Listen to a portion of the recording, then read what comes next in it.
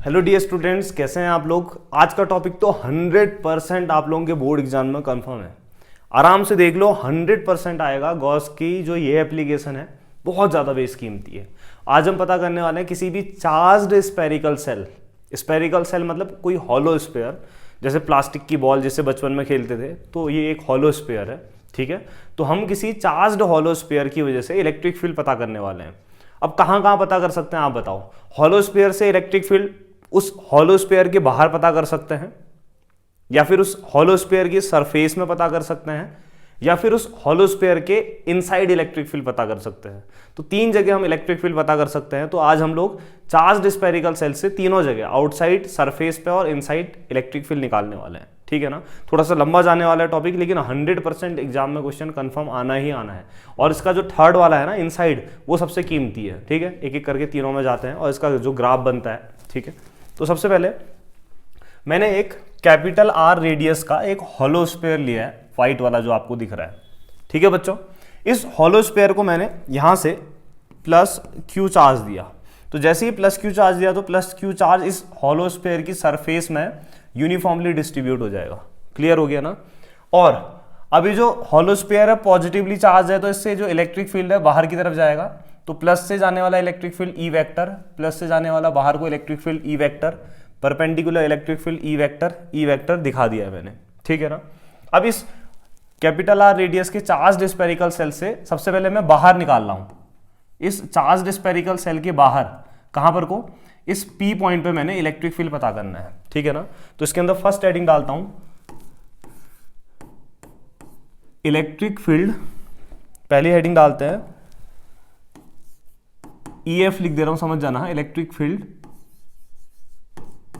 Outside the charged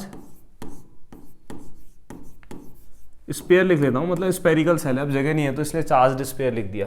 तो इस charged sphere से बाहर इलेक्ट्रिक फील्ड पता करना है। कहां पे? At P. ठीक है, तो पी पॉइंट पे पता करते हैं। ठीक है, तो पी पे अगर आपने पता करना है तो इस चार्ज्ड स्फीयर के सेंटर ओ से इस पी पॉइंट तक की डिस्टेंस स्मॉल आर ले लिया मैंने, कुछ तो होगी, मैंने स्मॉल आर ले लिया। और इस पी पॉइंट से जाने वाला एक इमेजिनरी गॉसियन सरफेस बना ली। गॉसियन सरफेस मतलब कोई भी क्लोज्ड सरफेस जो इसको ढक सके। तो इस स्फीयर को ढकने के लिए एक स्फीयर ही चाहिए होगा बाहर से, तो पी से जाने वाली एक इमेजिनरी गॉसियन सरफेस बना ली मैंने स्मॉल आर रेडियस की। कोई दिक्कत, कोई परेशानी, कोई समस्या अगर होती है तो कमेंट बॉक्स में आप लोगों का बहुत बहुत स्वागत है। तो इस पी पॉइंट पे इलेक्ट्रिक फील्ड पता करना है। तो हम लोग क्या करते हैं, इस पी से जाने वाला एक गॉसियन सरफेस ले ली, लिख दिया गॉसियन सरफेस, और इस गॉसियन सरफेस की रेडियस कितनी है, स्मॉल आर है। और इस गॉसियन सरफेस का छोटा सा हिस्सा ले लिया मैंने, ये छोटा सा हिस्सा ले लिया।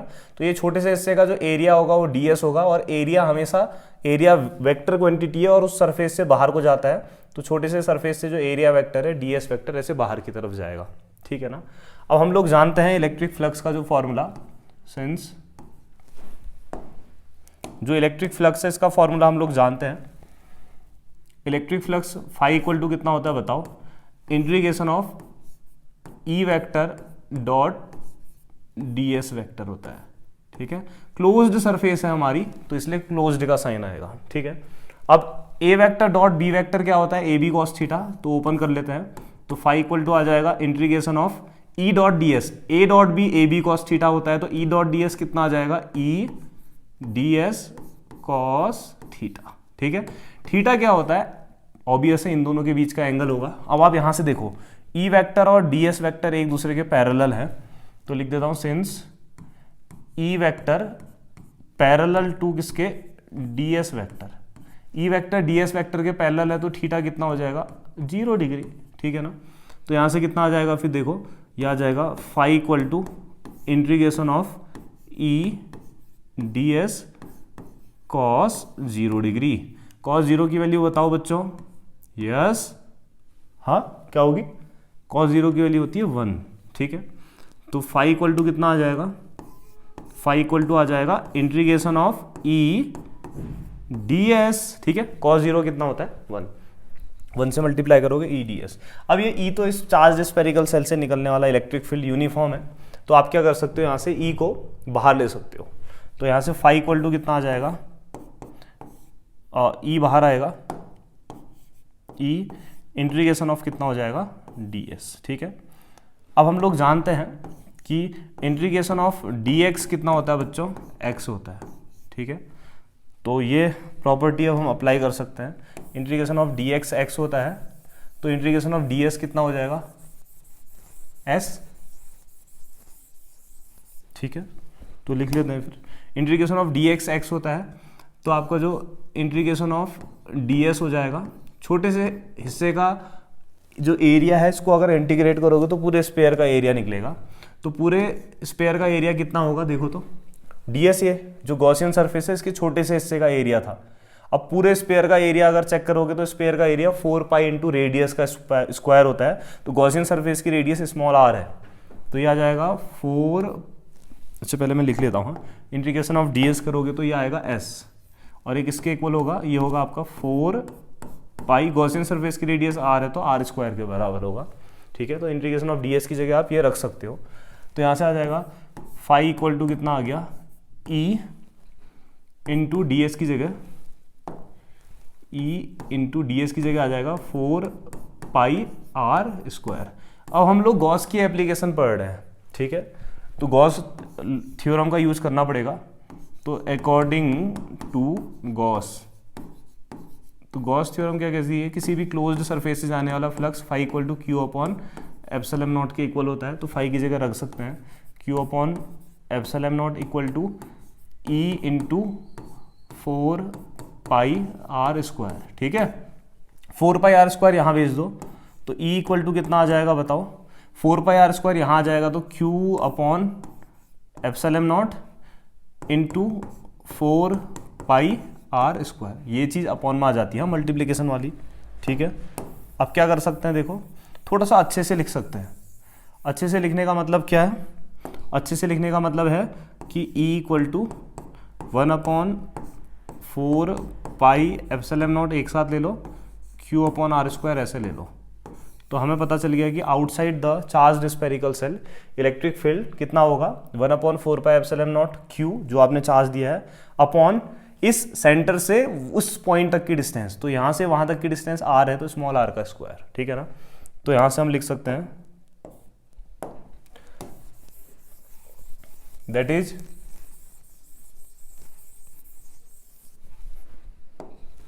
इज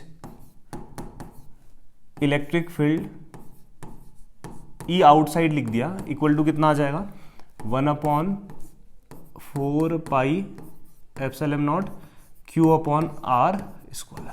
ठीक है ना, कोई दिक्कत, कोई परेशानी, कोई समस्या अगर है तो बता दो। ठीक है, और बाकी अब आगे बढ़ते हैं। फिर आउटसाइड निकाल दिया, पहली कंडीशन हमने कंप्लीट कर दी है।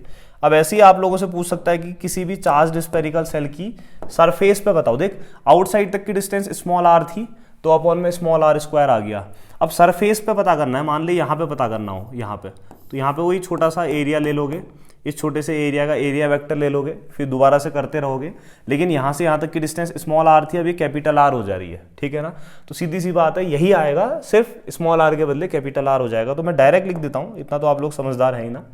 तो इलेक्ट्रिक फील्ड आउटसाइड के बदले क्या लिख लेता हूँ, on the surface of charged spherical cell,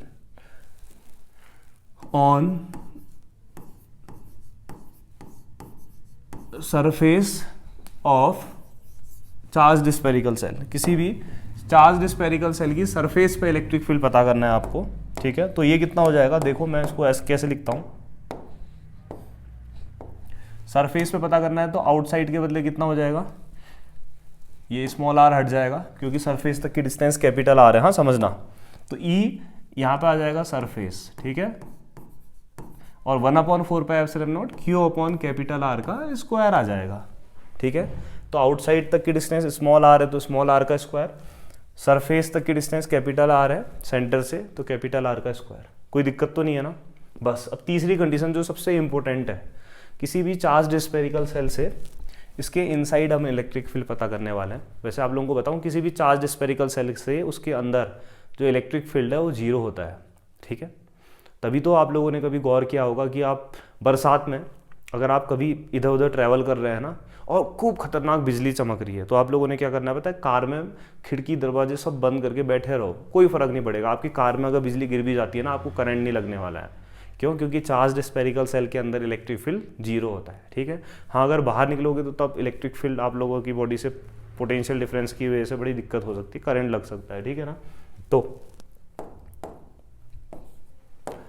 अब हम तीसरी कंडीशन करने जा रहे हैं जो बेस कीमती है, electric field inside the charged spherical cell. हाँ, थर्ड कंडीशन। तीसरी कंडीशन क्या बोला मैंने, electric field inside the charged spherical cell.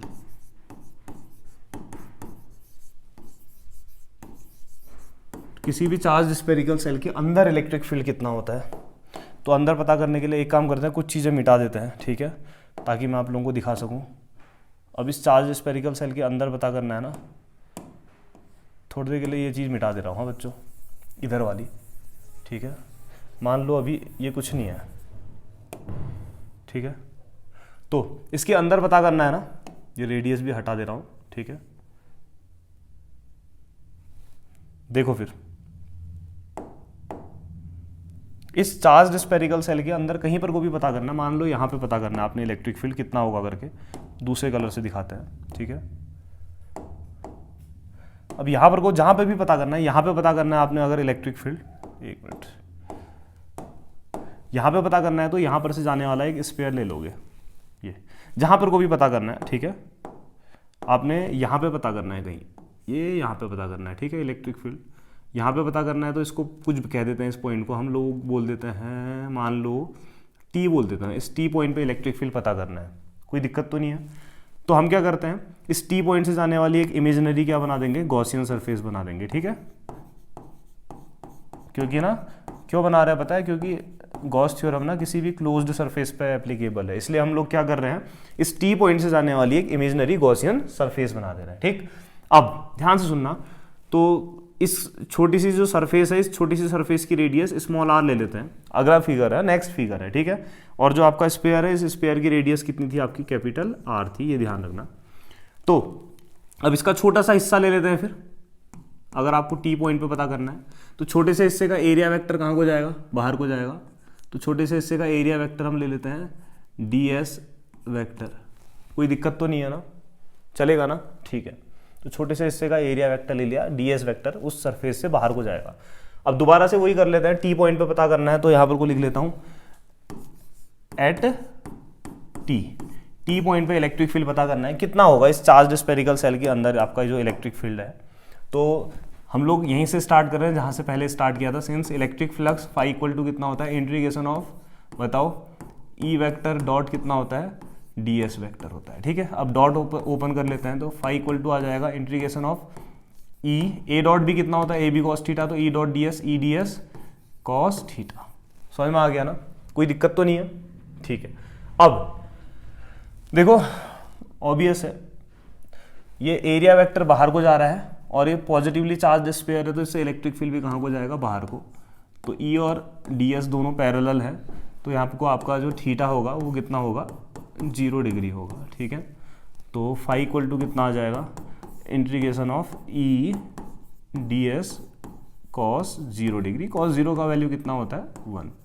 तो फाई इक्वल टू कितना आ गया, integration of E D S, E मैंने बोला यूनिफॉर्म है तो ई बाहर आ जाएगा, तो ई इंटीग्रेशन ऑफ डी एस, ठीक है।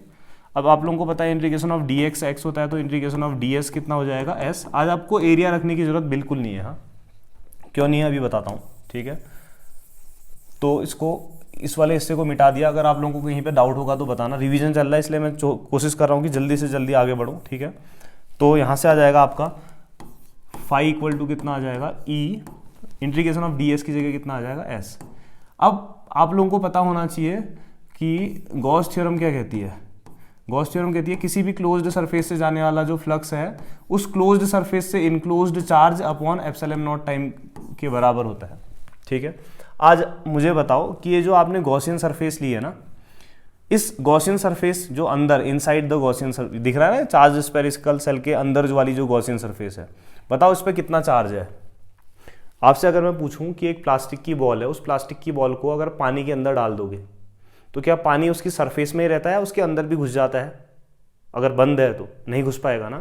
तो हॉलो स्पेरिकल सेल है यार, ठीक है, ध्यान रखना। हॉलो स्पेरिकल सेल है तो इसका मतलब अगर आपने इसको प्लस क्यू चार्ज दिया है तो चार्ज इसकी सिर्फ सरफेस में डिस्ट्रीब्यूटेड रहेगा, इसके अंदर क्या रहेगा, चार्ज जाएगा ही नहीं। तो याद रखना, आपको ये पता होना चाहिए कि चलो पहले तो फाई की जगह क्यू अपॉन एप्सिलॉन नॉट रख देता हूँ, ठीक है ना, equal to E into S, ठीक है ना। तो यहाँ से ई इक्वल टू कितना आ जाएगा, Q upon epsilon naught into S. अब आपको पता होना चाहिए inside the charged spherical shell, ठीक है, किसी भी चार्ज स्पेरिकल सेल के अंदर जो चार्ज है वो पहुंच नहीं पाता है, हॉलो है ना अंदर से, तो इसका मतलब अंदर एयर है, ठीक है ना, एयर एक अच्छा इंसुलेटर है तो चार्ज अंदर नहीं जा पाएगा। तो Q कितना होता है, 0 होता है, तो Q की जगह 0 रख देते हैं। तो E इक्वल टू कितना आ जाएगा, 0 upon epsilon naught into S, तो इलेक्ट्रिक फील्ड कितना आ गया, 0, ठीक है ना। तो याद रखना कि inside the charge spherical shell electric field कितना होता है, 0। इसलिए किसी भी एक फेराडे ने एक एक्सपेरिमेंट किया था, उसने क्या किया था, लोहे का एक गोल बड़ा सा चैम्बर लिया था, ठीक है ना, उसके बाहर हजारों वोल्ट की वोल्टेज डाली और आराम से अंदर चेयर लगा के बैठा था, कुछ नहीं हुआ उसे। चार्ज स्पेरिकल सेल के अंदर इलेक्ट्रिक फील्ड क्या होता है, 0, इसलिए, ठीक है ना। खैर, बहुत इंपॉर्टेंट टॉपिक था बच्चों, ये आप लोगों को आई होप कि समझ में आया होगा। अब इसका जो ग्राफ है ना, ग्राफ बहुत इंपॉर्टेंट है बच्चों, इसको छोड़ के मत जाना। यहाँ तक रुक गए हो ना, कुछ देर और रुक जाओ, चाहे कुछ एक्स कर लो, लेकिन ये ग्राफ बहुत इंपॉर्टेंट है। हाँ, तो हम लोगों ने जो जो चीज़ें पढ़ी है ना, वो चीज़ें एक काम करते हैं, यहाँ पहले पूरा बोर्ड ही क्लीन कर लेते हैं, ठीक है ना, लिख लेते हैं। ई आउटसाइड इक्वल टू है 1/4 pi epsilon naught Q upon R square, ठीक है। ई सरफेस है कितना, रेडियस कैपिटल आर थी तो 1/4 pi epsilon naught Q upon capital R square, और ई इनसाइड, इनसाइड के लिए कितना है, 0। अब समझो, आउटसाइड मतलब समझते हो कि स्मॉल आर ग्रेटर देन किससे होगा, कैपिटल आर से, ठीक है ना। और इनसाइड में क्या होगा बताओ, स्मॉल आर लेस देन कितना होगा, कैपिटल आर से, ठीक है ना। तो अब आपका इलेक्ट्रिक फील्ड कैसा बनेगा देखना। हाँ, इसके लिए हम एक कार्टेशियन कोऑर्डिनेट सिस्टम बना लेते हैं, ठीक है। अब जैसा भी टेढ़ा वेढ़ा बन रहा होगा देख लेना, जल्दी जल्दी बनाते हैं एक, अरे यार, ये ऐसे करके एक कार्टेशियन कोऑर्डिनेट सिस्टम ले लिया है मैंने, ठीक है। अब इस कार्टेशियन कोऑर्डिनेट सिस्टम से जाने वाला एक स्फीयर ले लेते हैं, ठीक है। मान लो ये हमारा स्फीयर है, ठीक है, ऐसे करके। तो ये स्फीयर का सेंटर O है, ठीक है। अब देखना, कुछ चीज़ों को ध्यान से देखना।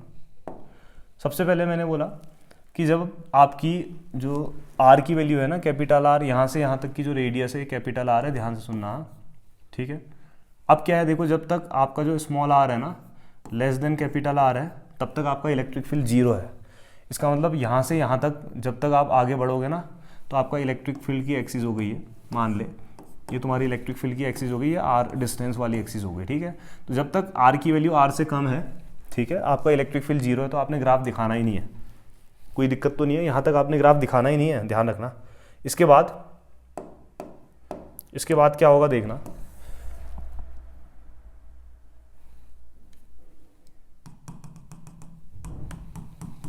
ये खाली डॉटेड लाइन दिखा दे रहा हूँ। हाँ, अब क्या होगा, जैसे ही आप लोग सरफेस पे पहुंचोगे, कहाँ पे पहुंचोगे, सरफेस पे पहुंचोगे। सरफेस का मतलब है कि जब आपका R की वैल्यू कैपिटल R के बराबर हो जाए, तो उस समय आपका electric field 1/4 pi epsilon naught Q upon R square के बराबर हो जाता है, ठीक है ना। तो जब सरफेस पे पहुंचोगे तो आपका जो इलेक्ट्रिक फील्ड है वो कैसा आएगा, देखो, सरफेस पे जब पहुंचोगे ना, इसको थोड़ा सा टर्न कर लेते हैं,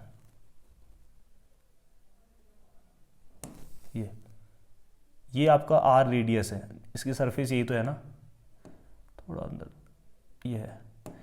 तो जैसे ही आप सरफेस पे पहुंचोगे तो आपका जो इलेक्ट्रिक फील्ड है ना भैया, यहाँ पे कितना हो जा रहा है, 1/4 pi epsilon naught Q upon capital R square, है कि नहीं है। देख, जब आपका स्मॉल आर कैपिटल आर के बराबर हो जा रहा है ना, तो उस समय आपका इलेक्ट्रिक फील्ड इतना हो जा रहा है।